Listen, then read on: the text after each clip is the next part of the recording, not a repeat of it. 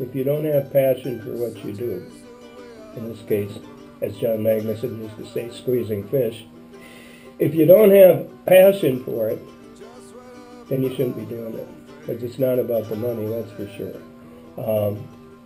You've got to love it. You've got to feel you're making things better and making fishing better and making people happier to the degree it can be done.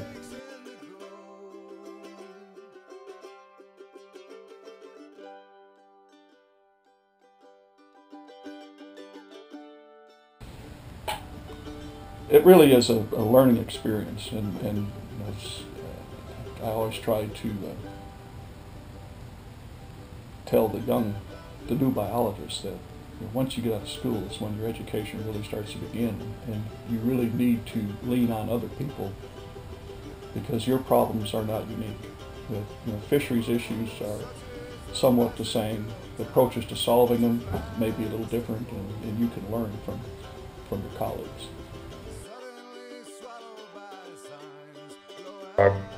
Early on involvement in AFS committees and giving presentations at meetings and publishing results of my research, I think helped me build a pretty good resume.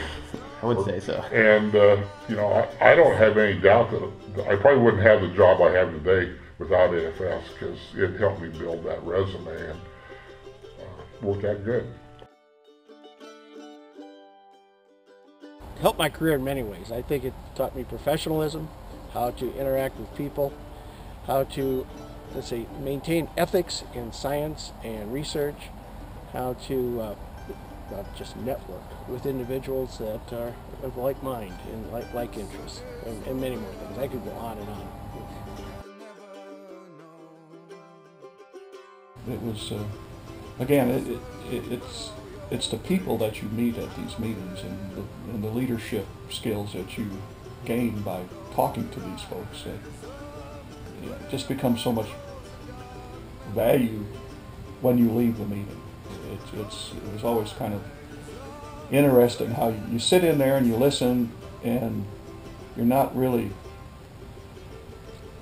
thinking at the time what you're gaining. It's after you get home and you start thinking about the ramifications and things, and the brain cells start churning, and then those seeds get planted, and that really is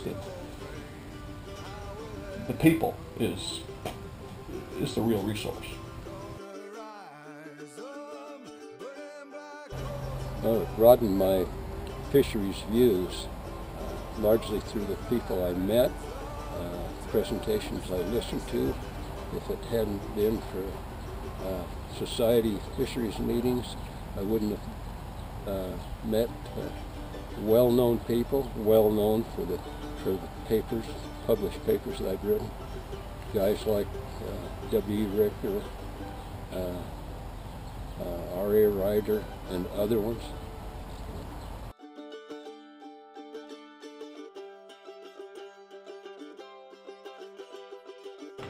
I think the role of the society, one of the real benefits is, as I mentioned it before, is meeting people from all across the country. I would encourage people to get involved, because that's the only way you're going to make those contacts, and you're going to develop a perspective more than the narrow one that you get with whatever agency or institution you're working for. And I think that's a great benefit.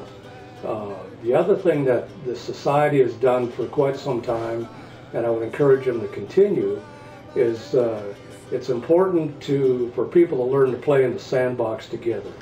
And that means different disciplines and different interests and sometimes opposing points of view. But if you can't get together and learn to work together, you probably won't solve the problems or resolve the issue at the time.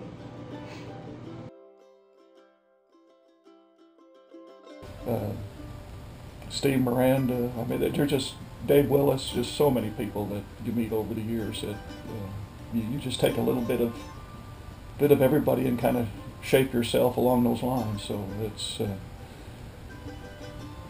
just a tremendous opportunity to get to meet some icons. They're not icons when you're talking to them, they're just, a friend of yours, but down the road, they become that level.